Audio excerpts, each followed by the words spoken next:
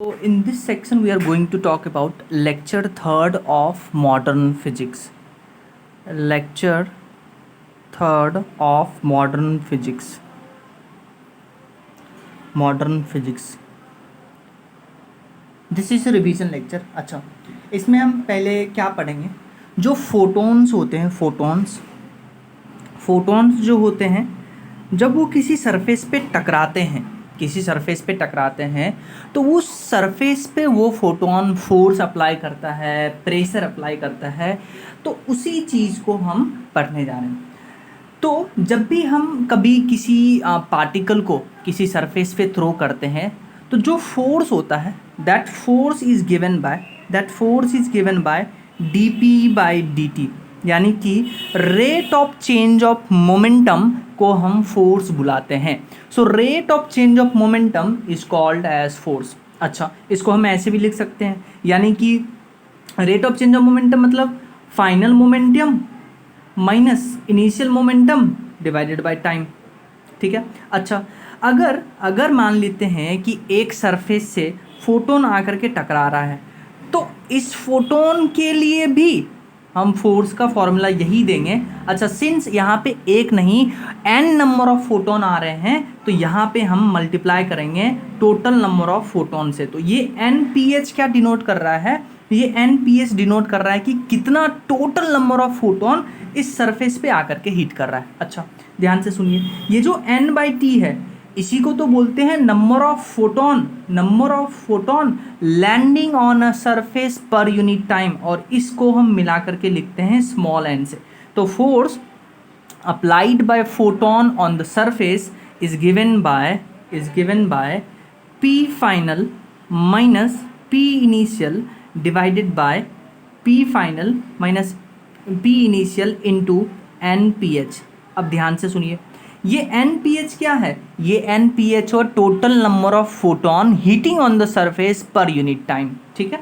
अच्छा, तो ये आ गया.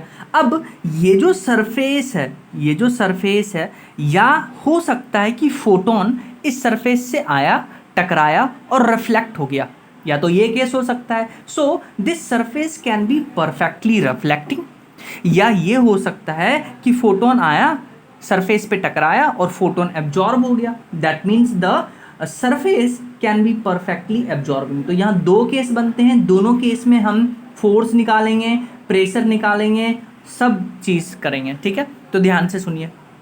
सो जो पहला केस हम पढ़ने जा रहे हैं दैट इज कि जो फोटोन आकर के टकरा रहा है जिस सरफेस पे, वो सरफेस परफेक्टली रिफ्लेक्टिंग सरफेस है. तो पहले हम इस केस के बारे में पढ़ेंगे. अच्छा, ध्यान से देखिए, ये था आपका फोटोन. ये था आपका फोटोन. ये फोटोन आकर के इस सरफेस से टकराया at an angle theta angle पे आकर के टकराया, और सबसे इनिशियल मोमेंटम जो है, फोटोन का जो इनिशियल मोमेंटम है, उस इनिशियल मोमेंटम को हम लिखते हैं h/λ. मोमेंटम होता है h/λ के बारे में. So momentum is equal to h/λ, ये याद रखिएगा. सो h/λ से ये फोटोन आया एंगल थीटा पे, सरफेस से टकराया और बाउंस बैक कर गया. ध्यान से देखिएगा. अच्छा, ये एंगल अगर थीटा है तो ये एंगल भी थीटा होगा, तो इसका एक कंपोनेंट इधर आ जाएगा h/λ cos थीटा, और एक कंपोनेंट आ जाएगा h/λ साइन थीटा. सो इस आने वाले फोटोन का दो कंपोनेंट हो गया, एक तो सरफेस के परपेंडिकुलर, एक सरफेस के पैरेलल. ठीक है. सिमिलरली जब ये फोटोन यहाँ से रिफ्लेक्ट होकर के जाएगा तो यहाँ से हम इसका दो कंपोनेंट कर सकते हैं. जो सरफेस के पैरेलल कंपोनेंट है उसको बोलते हैं h/λ साइन थीटा, और जो सरफेस के परपेंडिकुलर कंपोनेंट है उसको बोलते हैं h/λ कॉस थीटा. ध्यान से देखिए, पहले फोटोन ऐसे आ रहा था, फिर ऐसे गया, तो हम साइन के साथ लिखेंगे माइनस h/λ कॉस थीटा. अच्छा, अभी हमने पढ़ा था फोर्स निकालने का फॉर्मूला होता था total number of photon per unit time, NPH को बोलते हैं total number of photon per unit time into final momentum minus initial momentum. अच्छा, ध्यान से देखिए, यहाँ पे दो तरह का फोर्स लग रहा है, एक तो सरफेस के परपेंडिकुलर और एक सरफेस के पैरेलल. ध्यान से सुनिए, यहाँ पे फोर्स दो तरह का लग रहा है, एक सरफेस के परपेंडिकुलर, एक सरफेस के पैरेलल। तो अगर हम पैरेलल फोर्स की बात करते हैं तो पैरेलल फोर्स में हम लिखेंगे total number of photon per unit time. अब ध्यान से देखिए, फाइनल फाइनल फाइनल जो पैरेलल फोर्स है वो है h by lambda sine theta, क्योंकि p फाइनल हम मोमेंटम निकालेंगे। p फाइनल क्या है, h by lambda sine theta, और वो पैरेलल फोर्स, सरफेस के पैरेलल फोर्स कंसीडर कर रहे हैं सिर्फ, सो h by lambda sine theta minus of initial था h बाय लेमडा, तो ये जीरो हो जाएगा। तो जब सरफेस तो पहला जब हमने फोर्स निकाला पैरेलल, सरफेस के पैरेलल, तो वो आ रहा था जीरो। ये कब है, जब सरफेस जो है परफेक्टली रिफ्लेक्टिंग है। अच्छा, अब बात करते हैं परपेंडिकुलर फोर्स के बारे में। वापस से हमने लिखा ये फॉर्मूला, NPH क्या है, number of photon per unit time. अच्छा, फाइनल मोमेंटम देखिए, फाइनल मोमेंटम परपेंडिकुलर इधर है तो minus h by lambda cos theta, minus h by lambda cos theta, बीच में माइनस आएगा, और इनिशियल मोमेंटम था परपेंडिकुलर, वो था h by lambda cos theta, तो ये आ गया। तो परपेंडिकुलर फोर्स कितना आ गया, NPH इंटू इन दोनों को माइनस माइनस माइनस, तो मॉड में लेकर के ये आ जाएगा 2h upon lambda cos theta. So 2h upon lambda cos theta आ गया। अच्छा, अब ध्यान से सुनिए, हमने number of photon per unit time का फॉर्मूला पढ़ा था p लेमडा अपॉन hc या IA लेमडा अपॉन hc, ये पढ़ा था। तो यहाँ पुट करिए, तो F परपेंडिकुलर आ गया IA lambda upon hc into 2h upon lambda cos theta, mod ले रहे हैं तो 2h upon lambda cos theta, mod ले रहे थे नहीं तो माइनस में आता, मॉड ले रहे हैं इसलिए।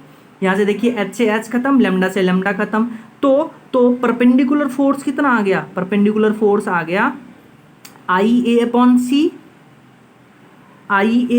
C into 2 cos theta. अब ध्यान से सुनिए, पैरेलल फोर्स जीरो है, परपेंडिकुलर फोर्स ही बचा, तो इसी को तो हम नेट फोर्स बुलाएंगे। तो नेट फोर्स जो आ गया, 2 को हमने बाहर निकाला, I upon C A cos theta. यहाँ पे A क्या है, A है एरिया, ये ध्यान रखिएगा।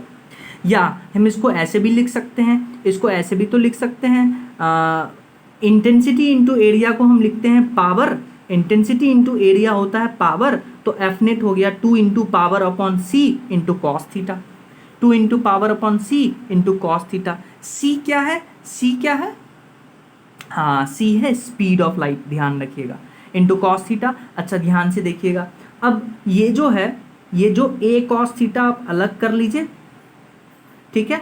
तो ध्यान से सुनिएगा, जो आई अपॉन सी है, intensity upon speed of light का जो रेशियो है, इसको बोलते हैं एनर्जी डेंसिटी। तो एनर्जी डेंसिटी को हम यू से डिनोट कर रहे हैं और ये होता है I upon C.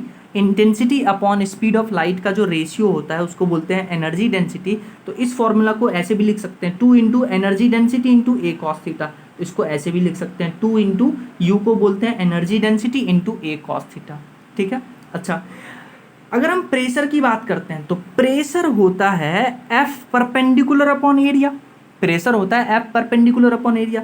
F perpendicular हमारे पास आ गया तो हम रेडिएशन प्रेशर निकाल सकते हैं। एफ परपेंडिकुलर कितना है, 2I upon C into 2I upon C into ए कॉस थीटा। ए से ए कंप्लीट, ए से ए मर जाएगा, तो रेडिएशन प्रेशर कितना आ गया, 2I अपॉन सी कॉस थीटा, या इसको ऐसे भी लिख सकते हैं 2P अपॉन ए सी कॉस थीटा, या इसको ऐसे भी लिख सकते हैं 2U कॉस थीटा, क्योंकि ए से ए खत्म हो जाएगा।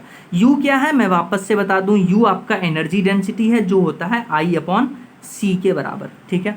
अच्छा, अब ये तो था कि सरफेस परफेक्टली रिफ्लेक्टिंग हो, क्या हो कि सरफेस परफेक्टली एब्जॉर्बिंग हो, तो उसके बारे में बात करते हैं। अब हम बात करेंगे कि सरफेस जो है वो परफेक्टली एब्जॉर्बिंग है। ध्यान से सुनिए, अगर सरफेस परफेक्टली एब्जॉर्बिंग है तो जो आने वाला फोटोन होगा वो टकरा तो रहा है लेकिन टकरा के वापस नहीं जा रहा है, वो सरफेस पे एब्जॉर्ब हो रहा है। तो मान लीजिए ये एंगल थीटा है, तो ये जो आने वाला फोटोन था उसका इनिशियल मोमेंटम था h अपॉन लेमडा, ये अगर थीटा है तो ये थीटा हो जाएगा, तो उसका, उस फोटोन का इस सरफेस के परपेंडिकुलर कंपोनेंट हो जाएगा h upon lambda cos theta. किसका कंपोनेंट ले रहे हैं, मोमेंटम का, हाँ। तो h upon lambda perpendicular component और h upon lambda sine theta parallel component. वापस से फोर्स का फॉर्मूला लिखे, number of photon per unit time into P final minus P initial. अच्छा, दो फोर्स होंगे, पैरेलल फोर्स होंगे सरफेस के, और एक सरफेस के परपेंडिकुलर फोर्स होंगे। अब ध्यान से सुनिए, पहले हम बात कर रहे हैं पैरेलल फोर्स के बारे में। तो पैरेलल फोर्स में हमने लिखा number of photon per unit time into, देखिए P final, final momentum parallelly बताइए, फाइनल तो हो ही नहीं सकता क्योंकि वो तो सरफेस पे फोटोन जाकर के एब्जॉर्ब हो रहा है, तो फाइनल मोमेंटम जीरो होगा, minus initial momentum parallelly surface के था H upon lambda sine theta. तो जो एफ पैरेलल फोर्स आ रहा है वो आ रहा है number of photon per unit time into H upon lambda sine theta. ध्यान से देखिएगा, जब सरफेस परफेक्टली रिफ्लेक्टिंग था तो उसमें पैरेलल फोर्स जीरो आ रहा था, लेकिन जैसे ही सरफेस परफेक्टली एब्जॉर्बिंग हुआ तो जो पैरेलल फोर्स है is not equal to zero, उसका कुछ वैल्यू आ रहा है। ठीक है, अब साहब हम बात करते हैं परपेंडिकुलर फोर्स के बारे में। तो परपेंडिकुलर फोर्स वापस से लिखेंगे number of photon per unit time. देखिए फाइनली तो कुछ हो ही नहीं सकता क्योंकि फोटोन आकर के सरफेस से अब्जॉर्ब हो रहा है, तो फाइनल मोमेंटम जीरो हो गया, माइनस इनिशियल जो परपेंडिकुलर फोर्स था सरफेस का वो था H upon lambda cos theta, तो माइनस लगा करके हमने लगाया H upon lambda cos theta, तो यहाँ से परपेंडिकुलर फोर्स आ गया number of photon per unit time H upon lambda cos theta, और number of photon per unit time को लिख सकते हैं I A lambda upon H C into H upon lambda cos theta. तो H से H खत्म, lambda से lambda खत्म, तो परपेंडिकुलर फोर्स आ गया आई अपॉन सी ए कॉस थीटा, आई अपॉन सी ए कॉस थीटा। ए क्या है, वापस से एरिया है, या इंटेंसिटी इंटू एरिया होता है पावर, तो power upon speed of light into cos theta, या आई अपॉन सी जो होता है वो एनर्जी डेंसिटी होता है जिसको यू से रिप्रेजेंट कर सकते हैं, इसको ऐसे भी लिख सकते हैं यू ए कॉस थीटा। तो आई अपॉन सी क्या है, एनर्जी डेंसिटी है। ठीक है, तो हम दो फोर्स निकाल लिए, एक परपेंडिकुलर एक पैरेलल। अच्छा, अगर आपसे रेडिएशन प्रेशर पूछ दे तो प्रेशर हमेशा होता है फोर्स परपेंडिकुलर अपॉन एरिया, तो यहाँ परपेंडिकुलर फोर्स देखिए, परपेंडिकुलर फोर्स आ रहा था आई अपॉन सी ए कॉस थीटा, तो यहाँ रखेंगे ए से ए खत्म, तो आई अपॉन सी कॉस थीटा, या इसको ऐसे भी लिख सकते हैं बेसिकली इंटेंसिटी, इसको ऐसे भी लिख सकते हैं power into cos theta upon area into C, या आई अपॉन सी को हम एनर्जी डेंसिटी लिखते हैं तो यू इंटू कॉस थीटा। और अगर आपसे नेट फोर्स पूछे तो देखिए पैरेलल फोर्स भी है, परपेंडिकुलर फोर्स भी है, तो नेट फोर्स हो जाएगा root under F parallel force का square plus F perpendicular force का स्क्वायर, तो एफ पैरेलल और इसका वैल्यू डालिएगा तो जो नेट फोर्स आता है वो आता है number of photon per unit time into H upon lambda, या पावर अपॉन सी, या आई ए अपॉन सी। यहाँ पे P है पावर, A है एरिया, C है स्पीड ऑफ लाइट, I है इंटेंसिटी, एंड PH है number of photon per unit time. Done. अब अगर आपने ध्यान से देखा होगा तो किसी भी फॉर्मूले में, किसी भी फोर्स और प्रेशर के फॉर्मूले में वेवलेंथ का रिलेशन नहीं आ रहा है। तो जो फोर्स और प्रेशर है जो सरफेस पे एग्जर्ट कर रहा है फोटोन, वो उसके वेवलेंथ, जो फोटोन का वेवलेंथ है उस पर डिपेंड ही नहीं करता है। तो हम ऐसा बोल सकते हैं कि force and pressure exerted on surface is independent from wavelength of the incident radiation. अच्छा, अगर आपको ये एंगल ना दिए, अगर आपको ये एंगल ना स्पेसिफाई करे क्वेश्चन में, तो हम क्या करेंगे, हम नॉर्मल इंसिडेंट्स मान करके क्वेश्चन सॉल्व करेंगे।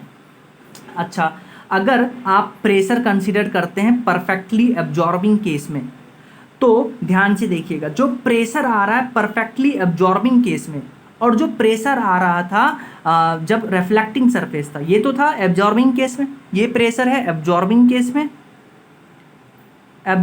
केस में। अगर आप रिफ्लेक्टिंग केस में बात करते हैं, परफेक्टली रिफ्लेक्टिंग केस में बात करते हैं, तो वहाँ प्रेशर आ रहा था 2u cos थीटा, और एब्जॉर्बिंग में देखिए u cos थीटा। तो क्या हम ये बोल सकते हैं कि जो परफेक्टली एब्जॉर्बिंग का जो प्रेशर है वो ट्वाइस है रिफ्लेक्टिंग सरफेस में जो प्रेशर एग्जर्ट होता है। तो इन तीनों पॉइंट को हम लिख लेते हैं। So force and pressure exerted on surface is independent from wavelength of incident radiation. Very important. If angle of incidence not defined, consider normal incident. ये भी हमने बात किया. Radiation pressure in case of perfectly absorbing surface is half of perfectly reflecting surface. तो ये थोड़ा सा manipulate कर लीजिएगा, हाफ है या डबल है, ठीक है. And now we will talk about कि जो फोटो इलेक्ट्रिक इफेक्ट है, उसमें जो एक्सपेरिमेंट किया था लेनार्ड और मिलिकन ने, कौन कौन से साइंटिस्ट थे, एक साइंटिस्ट थे लेनार्ड और एक साइंटिस्ट थे मिलिकन।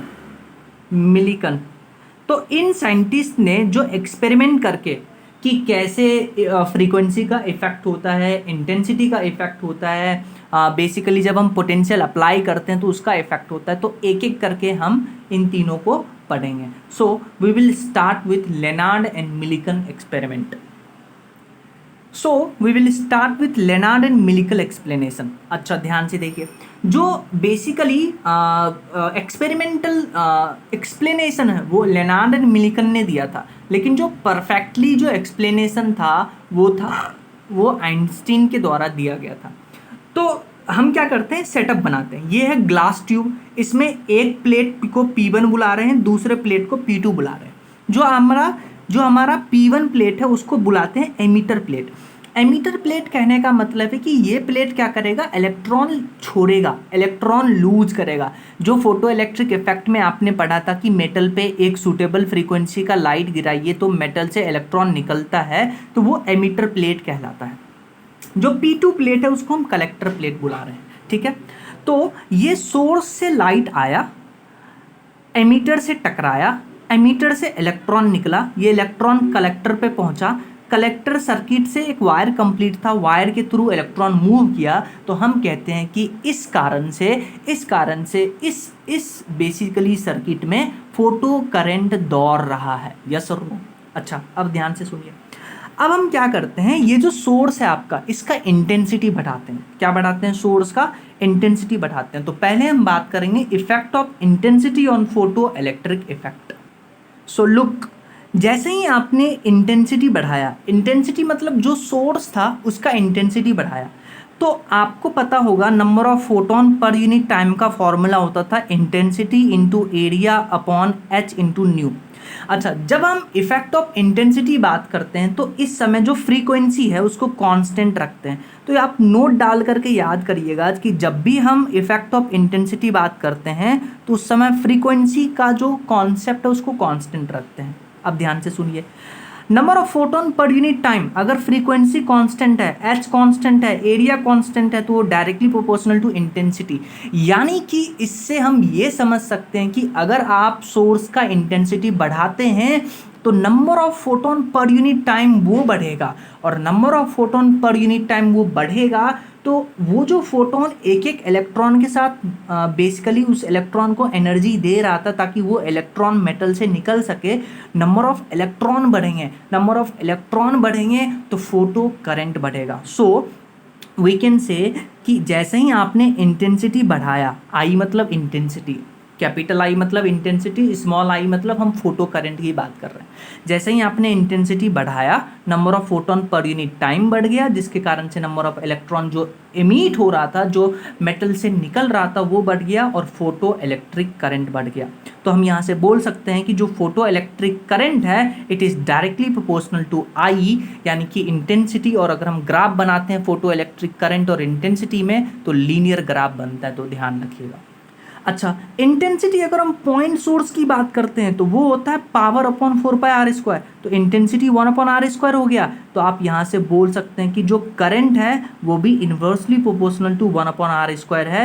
इस पे AIPMT में क्वेश्चन आया था कि photo electric current is inversely proportional to one by distance का स्क्वायर।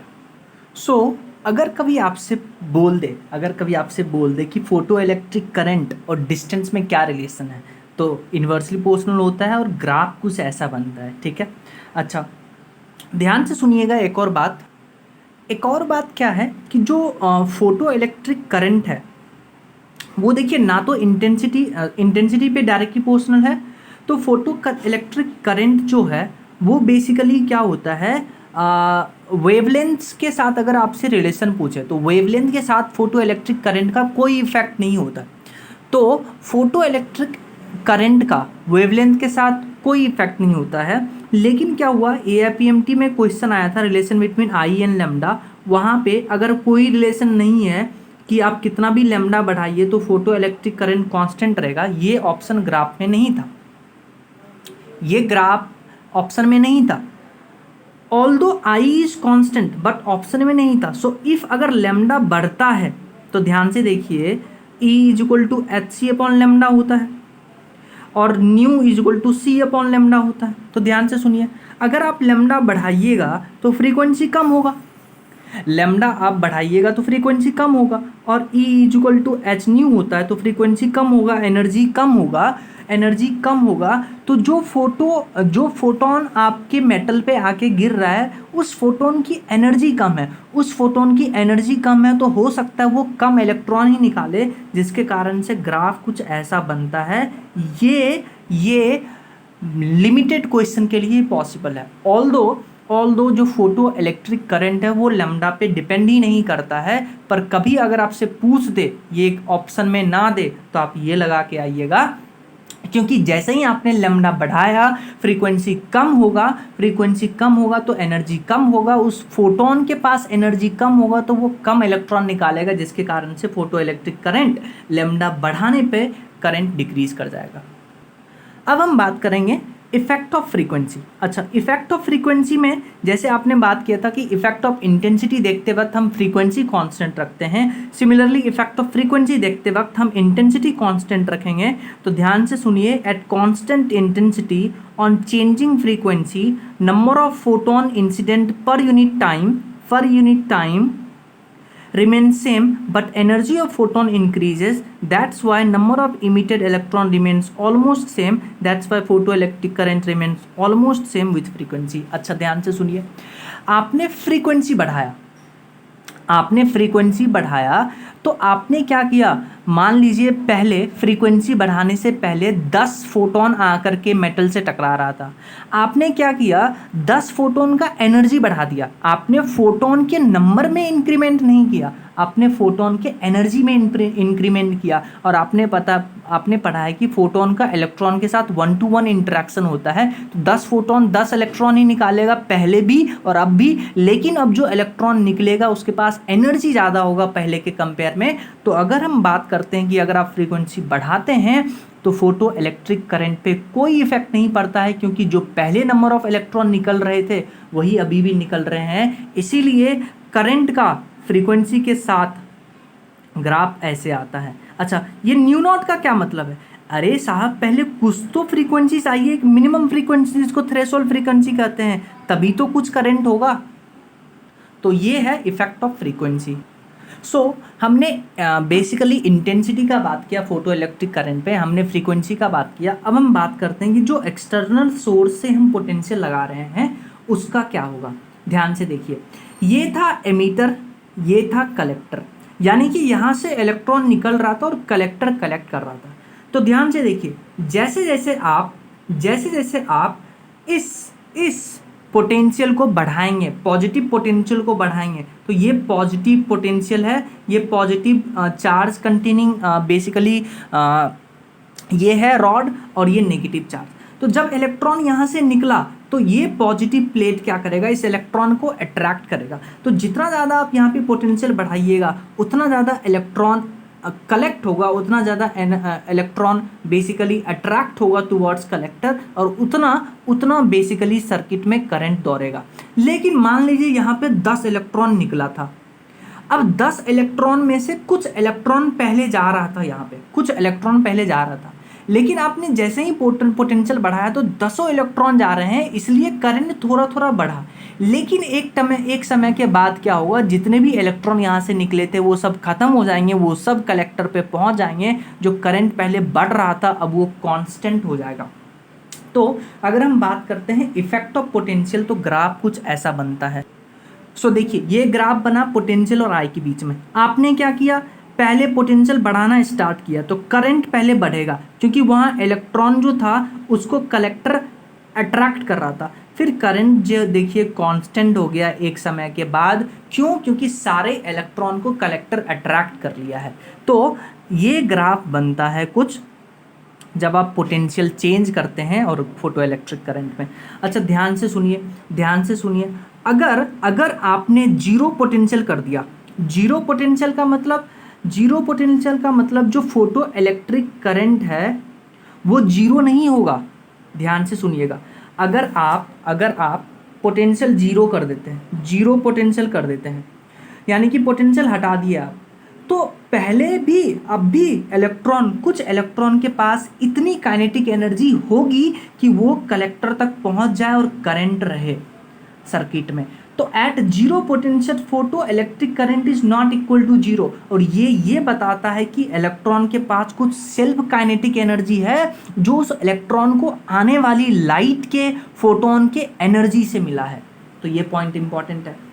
अच्छा, जैसे ही आपने पोटेंशियल बढ़ाया तो फोटो इलेक्ट्रिक करंट बढ़ता है, लेकिन कुछ समय के बाद जब इलेक्ट्रॉन कंप्लीट हो जाते हैं, ख़त्म हो जाते हैं, तो वो करंट सैचुरेटेड हो जाता है। अच्छा, फोटो इलेक्ट्रिक करंट बढ़ा पोटेंशियल के बढ़ने के कारण, ये बताता है, एक तो जब आपने पोटेंशियल नहीं लगाया था तब भी करंट था, ये बताता था कि इलेक्ट्रॉन के पास सेल्फ काइनेटिक एनर्जी होता है, लेकिन जैसे ही आपने पोटेंशियल बढ़ाना स्टार्ट किया फोटो इलेक्ट्रिक करंट बढ़ा। इससे ये समझ में आता है कि इलेक्ट्रॉन के पास, सभी इलेक्ट्रॉन के पास सेम काइनेटिक एनर्जी नहीं होता है, अलग अलग इलेक्ट्रॉन के पास अलग अलग काइनेटिक एनर्जी होता है जो मेटल से एमिट हो रहा है, और एक ही रेडिएशन से अलग अलग इलेक्ट्रॉन कलेक्टर पे बेसिकली कलेक्ट हो रहा है। तो अगर हम काइनेटिक एनर्जी के रेंज के बारे में बात करते हैं, रेंज ऑफ काइनेटिक एनर्जी, तो काइनेटिक एनर्जी का रेंज होता है 0 टू मैक्सिमम, ये याद रखिएगा, ठीक है। तो इस पॉइंट को लिख लेते हैं। So at zero potential photo electric current is not equal to zero, it explain self kinetic energy of electron. On increasing positive potential photo electric current increases and become saturated, ये भी हमने बात किया। Photoelectric current increases with potential. It explains different kinetic energy of electron which is emitted from same metal corresponding to same radiation because required energy to remove the electron is different for different electron of the same metal. और range of kinetic energy आता है 0 to maximum। अब हम बात करेंगे कि intensity change करने से, सेम ग्राफ में इंटेंसिटी चेंज करने से क्या बात होगा। अच्छा, ध्यान से सुनिए, मैंने आपको बोला था कि इंटेंसिटी आप चेंज करिएगा, इंटेंसिटी चेंज करने से नंबर ऑफ इलेक्ट्रॉन बढ़ेगा, number of photon per unit time बढ़ेगा, तो करंट बढ़ेगा। तो अब आप इस ग्राफ में देखिए, इस ग्राफ में देखिए, पहले जब इंटेंसिटी I1 था तो ग्राफ ऐसा बन रहा था, जब आपने इंटेंसिटी चेंज किया तो फोटो इलेक्ट्रिक करंट बढ़ाएगा तो ग्राफ ऊपर बनेगा। तो अगर आपसे इंटेंसिटी का पूछे तो I2 will be greater than I1। तो अगर आप इंटेंसिटी को चेंज करते हैं, यहाँ देखिए, फ्रीक्वेंसी को कांस्टेंट रख के इंटेंसिटी चेंज किया तो ग्राफ ऊपर शिफ्ट करेगा एज करंट बढ़ता है इंटेंसिटी से। लेकिन अगर आपने फ्रीक्वेंसी चेंज किया इंटेंसिटी को कांस्टेंट रख करके, तो फ्रीक्वेंसी के चेंज होने से, फ्रीक्वेंसी चेंज किया तो इंटेंसिटी कांस्टेंट रख के, तो नंबर ऑफ जो ग्राफ में चेंज है वो बिल्कुल नहीं होगा। ग्राफ पहले ऐसे था, अभी भी ग्राफ ऐसे बनेगा, और जो पहला फ्रीक्वेंसी था वो दूसरे फ्रीक्वेंसी के बराबर हो जाएगा। तो ये इंपॉर्टेंट पॉइंट है, याद रखिएगा। अच्छा, अब आप वापस से इसको देखिए, पहले आप पोटेंशियल बढ़ा रहे थे तो करंट बढ़ रहा था। अब आप क्या करिए, जो प्लेट है उसका जो साइन है वो ऑपोजिट कर दीजिए, यानी कि इसको आप कर दीजिए पॉजिटिव, इसको आप कर दीजिए नेगेटिव, यानी कि हम नेगेटिव पोटेंशियल अप्लाई कर रहे हैं। तो अब पहले जो ये प्लेट पॉजिटिव था, अब ये हो जाएगा नेगेटिव और ये हो जाएगा पॉजिटिव। तो जब ये इलेक्ट्रॉन जा रहा है तो इलेक्ट्रॉन पे नेगेटिव चार्ज, इस प्लेट पे नेगेटिव चार्ज, तो रिपेल होगा। तो जैसे जैसे आप नेगेटिव पोटेंशियल बढ़ाइएगा इलेक्ट्रॉन पे, तो फोटो इलेक्ट्रिक करंट डिक्रीज होगा, क्योंकि जो इलेक्ट्रॉन पहले पहुंच रहा था कलेक्टर पे अब वो नहीं पहुंचेगा, तो करंट डिक्रीज होगा। और ध्यान से सुनिएगा, जैसे जैसे आप नेगेटिव पोटेंशियल बढ़ाइएगा, एक समय पे एक सर्टेन नेगेटिव पोटेंशियल आएगा जहाँ पे करंट जो है वो जीरो हो जाएगा, और उस नेगेटिव पोटेंशियल पे जहाँ पे करंट जीरो हो गया, that negative potential is basically known as stopping potential, और it is called as cut off potential. और ध्यान से सुनिएगा, आप क्या कर रहे हैं, नेगेटिव पोटेंशियल बढ़ा रहे हैं, तो स्टॉपिंग पोटेंशियल पे ध्यान से सुनिएगा। स्टॉपिंग पोटेंशियल कौन सा पोटेंशियल है, वो पोटेंशियल जहाँ पे करंट जो है वो जीरो हो जाए। सुनिए, करंट जीरो हो रहा है लेकिन जो फोटो एमिशन है वो होता रहेगा, यानी कि इलेक्ट्रॉन निकलते जाएंगे, पर इलेक्ट्रॉन निकल करके इस जगह पे एक्यूमुलेट हो जाएगा। तो इस पॉइंट को लिख लेते हैं। सो सेचुरेटेड करंट कब आएगा? When number of electron emitted per unit time from emitter plate is equal to number of electron per unit time received by the collector, then photoelectric current becomes saturated. And when negative potential increases on electron, photoelectric current decreases, and at certain negative potential it becomes zero. That negative potential is called stopping potential or cut off potential. Or at stopping potential photoelectric current becomes zero, but photo emission effect take place and emitted electron accumulates near emitter plate. इस graph को देखिए, ये graph negative में बना रहे हैं, तो जैसे जैसे आप नेगेटिव पोटेंशियल बढ़ाइएगा तो करंट जो है जीरो होगा, और एक समय पे एक पोटेंशियल पे करंट जीरो हो जाएगा। इस पोटेंशियल को बोलते हैं स्टॉपिंग पोटेंशियल। अच्छा, स्टॉपिंग पोटेंशियल का फॉर्मूला निकालने के लिए हम ऐसा बोलते हैं कि required negative potential to stop maximum kinetic energy electron is called stopping potential. तो वर्क डन का फॉर्मूला होता है Q into delta V is equal to delta K E. Q के जगह पे हम इलेक्ट्रॉन का चार्ज लेंगे और डेल्टा वी के जगह पे स्टॉपिंग पोटेंशियल, और kinetic energy final minus kinetic energy initial. तो फाइनल काइनेटिक एनर्जी तो जीरो, क्योंकि इलेक्ट्रॉन जो मोस्ट जिसमें सबसे ज़्यादा काइनेटिक एनर्जी है उसको रोक रहे हैं, और हमें के ई मैक्स इनिशियल के ई मैक्स था। तो यहाँ से स्टॉपिंग पोटेंशियल का फॉर्मूला आता है माइनस के E max divided by electron का चार्ज। अच्छा, वेरी इंपॉर्टेंट। अगर कभी आपसे पूछे, अगर ऐसे पूछ दे कि फोटो इलेक्ट्रिक करंट को जीरो करने के लिए पोटेंशियल बताओ, तो फोटो इलेक्ट्रिक करंट को जीरो करने के लिए पोटेंशियल बताओ, तो आंसर नेगेटिव पे लाएंगे। लेकिन अगर आपसे ऐसे पूछे कि स्टॉपिंग पोटेंशियल बताओ फोटो इलेक्ट्रिक करंट को जीरो करने के लिए, तो स्टॉपिंग पोटेंशियल तो ऑलरेडी नेगेटिव होता है, तो आंसर हम देंगे पॉजिटिव में। तो इसको लिख लेते हैं, इसको लिखेंगे तो हम ऐसा बोलेंगे कि stopping potential depends on frequency of incident radiation and nature of emitter plate. It is independent from intensity and nature of collector place.